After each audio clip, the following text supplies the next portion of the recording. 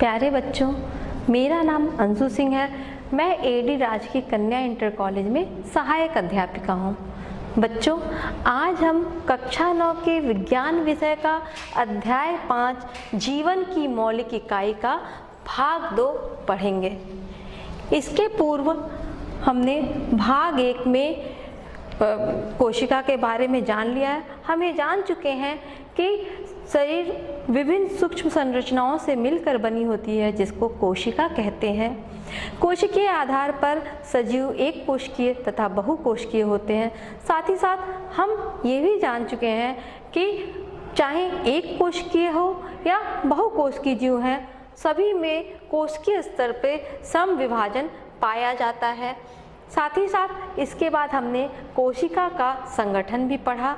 कोशिका प्लाज्मा झिल्ली, कोशिका द्रव और केंद्रक से मिलकर बनी होती है, जिसमें हमने कोशिका झिल्ली या प्लाज्मा झिल्ली के बारे में पढ़ लिया है।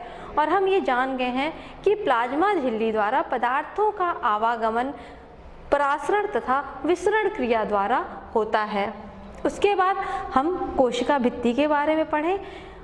कोशिका भित्ति केवल पादप कोशिका में पाई जाती है और ये एक मजबूत आवरण बनाती है कोशिका के चारों तरफ। आज हम कोशिका का दूसरा संगठन कोशिका द्रव पढ़ेंगे। कोशिका द्रव में हम कोशिका के विभिन्न अंगक, अंतःद्रवी जालिका, गोल्जी उपकरण, लाइसोसोम, माइटोकॉन्ड्रिया, प्लास्टिड और रसधानी के बारे में पढ़ेंगे। बच्चों, इसके पहले हम लोग प्याज की झिल्ली बनाए थे और प्याज की झिल्ली में हमने देखा था कि मध्य में केंद्रक था और चारों तरफ ये जो द्रव दिखता है यही कोशिका द्रव होता है। तो प्लाज्मा झिल्ली और केंद्रक के बीच जो ये पदार्थ होता है इसी को कोशिका द्रव कहते हैं।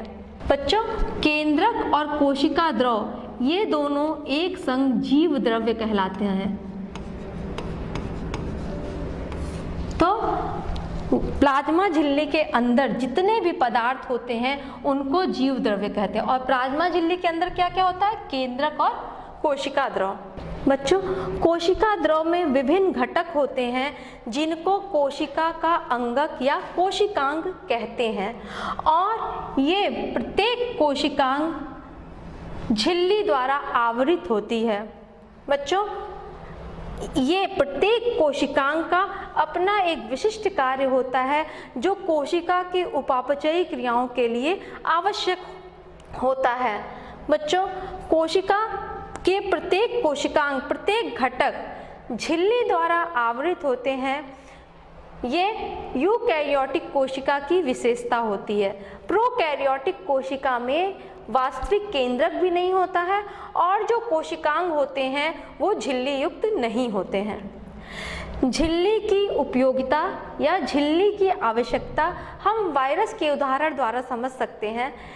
जो वायरस होता है वो बाह्य वातावरण में, निर्जीव वातावरण में निर्जीव सा पड़ा होता है, क्योंकि वायरस में झिल्ली युक्त कोशिकांग का अभाव होता है।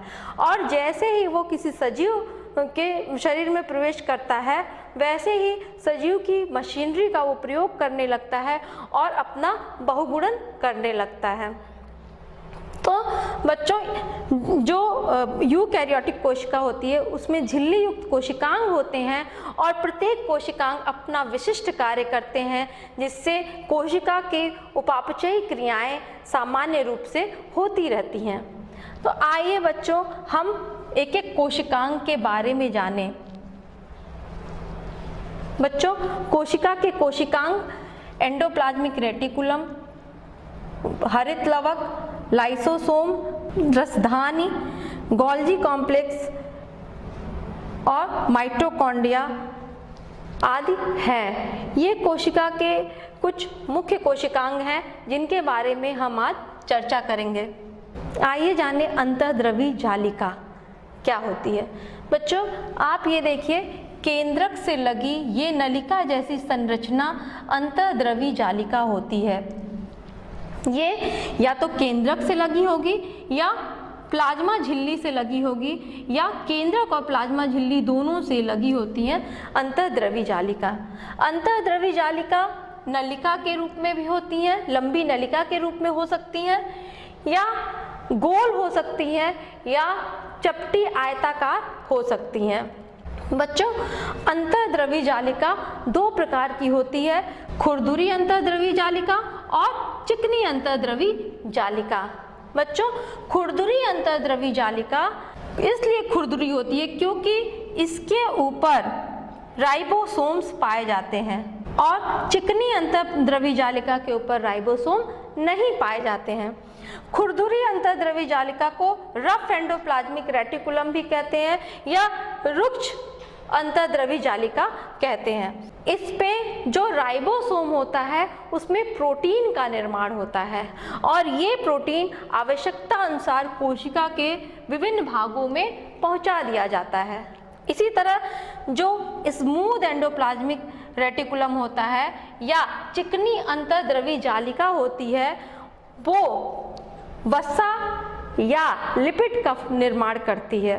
तो बच्चों यहाँ देखिए, एंडोप्लाज्मिक रेटिकुलम में ही प्रोटीन का भी निर्माण हो रहा है और वसा का भी निर्माण हो रहा है और हम ये जानते हैं कि प्लाज्मा झिल्ली या झिल्ली का निर्माण प्रोटीन और लिपिड द्वारा होता है। तो अंतःद्रवी जालिका झिल्ली के निर्माण में सहायक होती है और इस क्रिया को झिल्ली जीवात जनन कहते हैं। बच्चों, तो देखिए यहीं पर जो चिकनी अंतःद्रवी जालिका है वहाँ पे वसा का निर्माण हो रहा है और जो रुक्ष या खुरदुरी अंतःद्रवी जालिका है यहाँ पे प्रोटीन का निर्माण हो रहा है और ये वसा और प्रोटीन दोनों ही झिल्ली का, ये दोनों मिलकर ही झिल्ली का या कोशिका के बाह्य आवरण का निर्माण करती हैं। तो हम ये देखें कि यहाँ एंडोप्लाज्मिक रेटिकुलम में या अंतःद्रवी जालिका में अंतःद्रवी जालिका झिल्ली के निर्माण में सहयोगी है और इस क्रिया को कहते हैं झिल्ली जीवात जनन।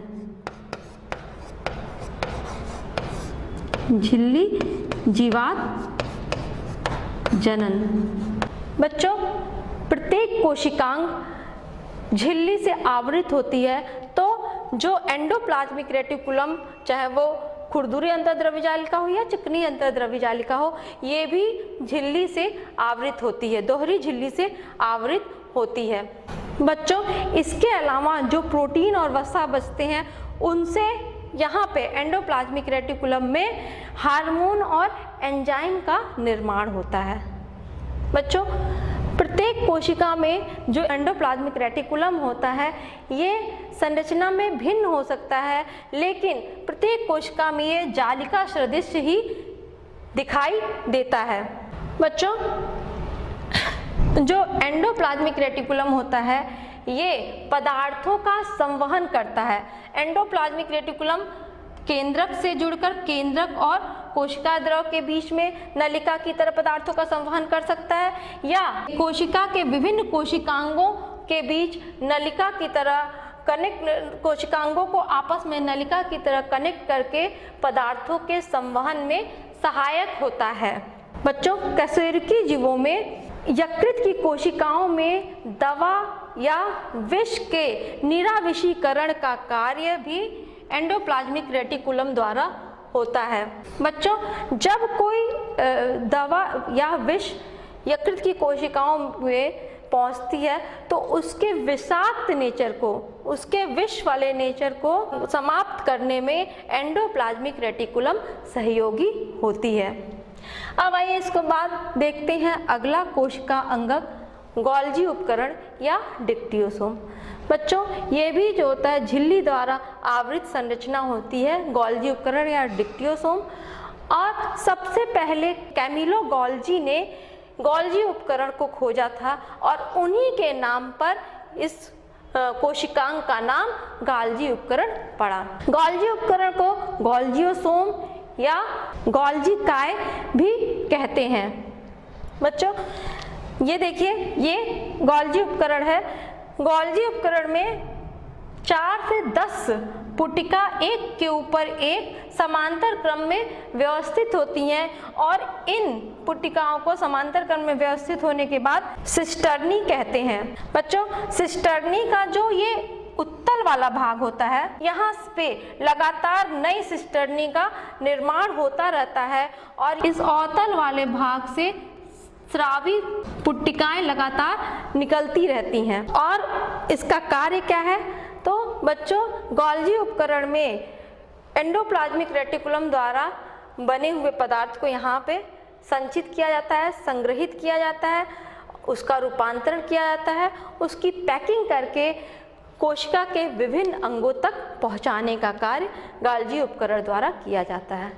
बच्चों, यहाँ गोल्जी उपकरण में कुछ सामान्य शक्कर को जटिल शक्कर में भी बदलने का कार्य होता है। जैसे कोशिका भित्ति बनाने में हेमीसेलुलोज सहयोगी होता है और हेमीसेलुलोज का निर्माण यही गोल्जी उपकरण में होता है। बच्चों, लाइसोसोम एक कोशिकांग होता है और इस लाइसोसोम का निर्माण गोल्जी उपकरण में ही होता है। बच्चों, कोशिका द्वारा स्रावी कुछ पदार्थ जैसे गोंद, रेजिन आदि भी यहीं से स्रावित होती है, गोल्जी उपकरण द्वारा ही स्रावित होती है। गोल्जी उपकरण जीवाणु तथा नीले हरे शैवाल में नहीं पाया जाता है। इसके बाद आइए देखते हैं अगला कोशिकांग, लाइसोसोम। बच्चों, हम ये पहले भी बता चुके हैं कि प्रत्येक कोशिकांग झिल्ली द्वारा आवृत होती है, तो लाइसोसोम भी झिल्ली द्वारा घिरी होती है। और इसके पहले अभी हमने गोल्जी उपकरण में पढ़ा कि लाइसोसोम का निर्माण गोल्जी उपकरण में ही होता है। लाइसोसोम गोल या चपटे आकार की होती है और इसमें पाचक एंजाइम पाया जाता है। बच्चों, लाइसोसोम का अर्थ होता है पाचक काय। पाचक काय, तो इसमें पाचक एंजाइम होता है जिससे ये विभिन्न बाह्य पदार्थों का या टूटे फूटे कोशिकांगों का या भोज्य पदार्थों के पाचन का कार्य यही लाइसोसोम द्वारा होता है। बच्चों, इसीलिए लाइसोसोम को कोशिका का सफाई करने वाला कोशिकांग कहते हैं, मतलब ये अपशिष्ट निवारण का कार्य करता है। बच्चों, कोशिका में जब बाहर से कोई सूक्ष्म जीव जैसे जीवाणु आया या किसी प्रकार से कोशिका का कोई कोशिकांग क्षतिग्रस्त हो गया या कोशिका में भोज्य पदार्थ जो होते हैं उनका पाचन इसी लाइसोसोम में होता है। क्या होता है कि इन सूक्ष्म जीवों को या क्षतिग्रस्त कोशिका को या भोज्य पदार्थ को इस लाइसोसोम में भेज दिया जाता है और वहाँ लाइसोसोम में इन पदार्थों को छोटे छोटे टुकड़ों में तोड़ दिया जाता है। उसके बाद लाइसोसोम से हाइड्रोलिटिक एंजाइम या पाचक एंजाइम सिक्रीट होता है और वो इन जटिल पदार्थों को सरल पदार्थों में बदल देती है। बच्चों, लाइसोसोम को कोशिका का आत्मघाती थैली कहते हैं। बच्चों, जब भी किसी कारण से कोशिका क्षतिग्रस्त हो जाती है या कोशिका मृत हो जाती है, उस स्थिति में लाइसोसोम फट जाता है और लाइसोसोम का पाचक एंजाइम पूरी कोशिका में फैल जाता है और वो पाचक एंजाइम इस कोशिका को ही पाचित कर देती है या समाप्त कर देती है। इसीलिए इसको कोशिका का आत्मघाती थैली कहते हैं। ये क्रिया जिसमें ये कोशिका स्वतः ही नष्ट हो जाती है, अपने एंजाइम से, लाइसोसोम के एंजाइम से पच जाती है, इस क्रिया को स्वनष्टीकरण या स्वलयन कहते हैं। इसके बाद आइए बच्चों देखते हैं कोशिका का अगला कोशिकांग, माइटोकॉन्ड्रिया या कॉन्ड्रियोसोम। माइटोकॉन्ड्रिया भी दोहरी झिल्ली से घिरा होता है। ये चपटी या लंबी संरचना होती है इसकी। देखिए, ये कोशिका में माइटोकॉन्ड्रिया है। इसकी जो बाह्य झिल्ली होती है माइटोकॉन्ड्रिया की, जो बाह्य झिल्ली होती है, ये स्मूथ होती है और इसमें जगह जगह छिद्र पाए जाते हैं, जबकि जो अंदर वाली दीवार होती है वो वलित होती है। ये देखिए, अंदर वाली दीवार वलित होती है। इसी दीवार पे एटीपी का निर्माण होता है। इसीलिए इस सरफेस एरिया को बढ़ाने के लिए ये अंदर वाली दीवार वलित होती है और इस भीतरी दीवार पर घुंडी के समान संरचना होती है जिसको हम F1 कण कहते हैं और यही F1 कण में ATP का निर्माण होता है। बच्चों, माइटोकॉन्ड्रिया को कोशिका का बिजली घर कहते हैं क्योंकि माइटोकॉन्ड्रिया में भोजन का ऑक्सीकरण होता है जिससे ऊर्जा मुक्त होती है। ये ऊर्जा माइटोकॉन्ड्रिया में ATP के रूप में संचित रहता है। ATP यानी एडिनोसिन ट्राइफॉस्फेट। और जब कोशिका के विभिन्न कोशिकांगों को अपने कार्य को करने के लिए ऊर्जा की आवश्यकता होती है तो ये ATP ADP में टूट जाता है और ऊर्जा मुक्त हो जाती है और फिर इस ऊर्जा को उपयोग कोशिका अपने उपापचयी क्रियाओं के लिए कर लेता है। ATP का मतलब एडिनोसिन ट्राइफॉस्फेट, जब वो टूट के ऊर्जा मुक्त करती है तो ADP बनाती है। ADP का मतलब एडिनोसिन डाइफॉस्फेट होता है। बच्चों, माइटोकॉन्ड्रिया को कोशिका का बिजली घर कहते हैं तथा ATP को ऊर्जा के सिक्के बोलते हैं क्योंकि ऊर्जा का संचयन ATP में ही होता है। बच्चों, माइटोकॉन्ड्रिया एक ऐसा कोशिकांग होता है जिसमें इसका अपना DNA तथा राइबोसोम होता है जिसकी वजह से ये अपने कुछ प्रोटीन का निर्माण खुद ही कर लेता है। इसके बाद आइए अगले कोशिकांग के बारे में जाने, लवक या प्लास्टिड। बच्चों, लवक या प्लास्टिड भी दोहरी झिल्ली द्वारा घिरा होता है और जिस प्रकार माइटोकॉन्ड्रिया का अपना DNA और राइबोसोम होता है उसी तरह लवक का भी अपना DNA और राइबोसोम होता है। बच्चों, केवल पादप कोशिका में लवक पाया जाता है। जंतु कोशिका, नीले हरे शैवाल, जीवाणु और कवक, इनमें लवक नहीं पाया जाता है। लवक दो प्रकार के होते हैं, क्रोमोप्लास्ट और ल्यूकोप्लास्ट। क्रोमोप्लास्ट यानी रंगीन लवक, इनमें विभिन्न रंग के लवक पाए जाते हैं और ये विभिन्न रंग, नीले, हरे, पीले, ये विभिन्न रंग फूलों तथा फलों के रंग को निर्धारित करते हैं। फूलों तथा फलों को आकर्षक रंग प्रदान करते हैं जिसकी वजह से फूल पे कीट आकर्षित होता है और कीट परागण आसानी से होता है। इसके बाद दूसरा है ल्यूकोप्लास्ट। ल्यूकोप्लास्ट रंगहीन या सफेद लवक होता है और ल्यूकोप्लास्ट का कार्य होता है कि इसमें खाद्य पदार्थ संचित होते हैं। खाद्य पदार्थ मंड के रूप में, तेल के रूप में या प्रोटीन के रूप में इन ल्यूकोप्लास्ट में संचित होते हैं और आवश्यकता अनुसार इसका प्रयोग कोशिका द्वारा कर लिया जाता है। बच्चों, लवक में जो क्रोमोप्लास्ट होता है, वर्णी लवक होता है, उसका एक उदाहरण है हरित लवक या क्लोरोप्लास्ट। वो वर्णी लवक जिनमें क्लोरोफिल वर्णक पाया जाता है उनको क्लोरोप्लास्ट कहते हैं।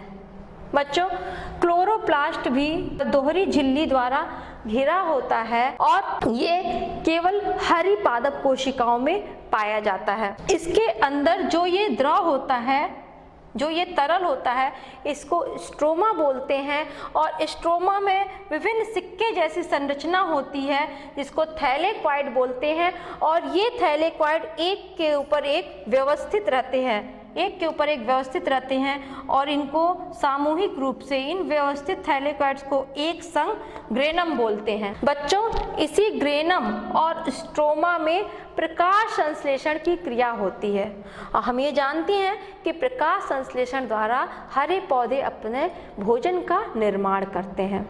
इसी हरित लवक में प्रकाश संश्लेषण द्वारा पौधे कार्बोहाइड्रेट का निर्माण करते हैं। बच्चों, इनमें इस हरित लवक में भी अपना DNA तथा राइबोसोम होता है। अब आइए बच्चों अगला कोशिकांग रसधानी के बारे में पढ़ें। बच्चों, रसधानी जो कोशिका में बड़ा सा ये संरचना दिख रहा है, इसी को रसधानी बोलते हैं या रिक्तिका बोलते हैं। बच्चों, रसधानी में विभिन्न पदार्थ तरल या ठोस रूप में संचित होते हैं। जंतु कोशिका में छोटी छोटी रसधानियां होती हैं, जबकि पादप कोशिका में 1 या 2 बड़ी रसधानी होती है। पादप कोशिका जब डेवलपिंग स्टेज में होता है उस समय पादप कोशिका में छोटी छोटी रसधानियां होती हैं, और जब पादप कोशिका मैच्योर हो जाती है, परिपक्व होती है, उस समय ये सारी छोटी छोटी रसधानियां आपस में मिलकर एक बड़ी रसधानी या रिक्तिका का निर्माण कर लेती हैं। बच्चों, ये रिक्तिका भी झिल्ली द्वारा आवृत होती है और इसकी झिल्ली को रिक्तिका कला या टोनोप्लास्ट कहते हैं। ये रिक्तिका है और इसके बाह्य आवरण को टोनोप्लास्ट या रिक्तिका कला कहते हैं। बच्चों, रिक्तिका में विभिन्न पदार्थ जैसे लवण, प्रोटीन, कार्बनिक अम्ल और कार्बोहाइड्रेट संचित होता है। यहाँ पे उनका संचयन होता है, और कोशिका में ये जो रिक्तिका होती है ये कोशिका को स्फीति और मजबूती प्रदान करती है। बच्चों, रिक्तिका या रसधानियाँ एक कोश की जीव जैसे अमीबा में उपयोग किए हुए भोज्य पदार्थ के भंडारण का कार्य करती है। एक कोश की जीव जैसे अमीबा में रिक्तिका में उपयोग किए हुए भोज्य पदार्थ का संचयन होता है। इसी तरह अन्य और भी बहुत से एक कोशिकीय जीवों में अपशिष्ट पदार्थों और अतिरिक्त जल को इसी रिक्तिका द्वारा कोशिका से बाहर निकाल दिया जाता है। साथ ही साथ बच्चों, रिक्तिका में या रसधानियों में कुछ वर्णक पाए जाते हैं। ये वर्णक फूलों को आकर्षक रंग प्रदान करते हैं। बच्चों, तो ये कोशिका के कुछ विशिष्ट कोशिकांग हैं। इन कोशिकांगों में हमने देखा कि प्रत्येक कोशिकांग झिल्ली द्वारा आवृत होती है और प्रत्येक कोशिकांग का अपना विशिष्ट कार्य होता है। और तो कोई भी कोशिका विभिन्न कार्यों को करने के लिए उसमें अलग अलग कोशिकांग होते हैं, जिससे कोशिका के उपापचयी क्रियाएं सुचारू रूप से होती रहती हैं। कोशिका में श्वसन, पाचन, उत्सर्जन क्रिया सुचारू रूप से होता रहता है। बच्चों, ये कोशिकांगों से संबंधित गृह कार्य है जिसे आप कर लीजिएगा। आशा करती हूँ कि आपको कोशिका का दूसरा भाग कोशिका द्रव और कोशिका द्रव में उपस्थित कोशिकांग अच्छे से समझ में आया होगा। धन्यवाद।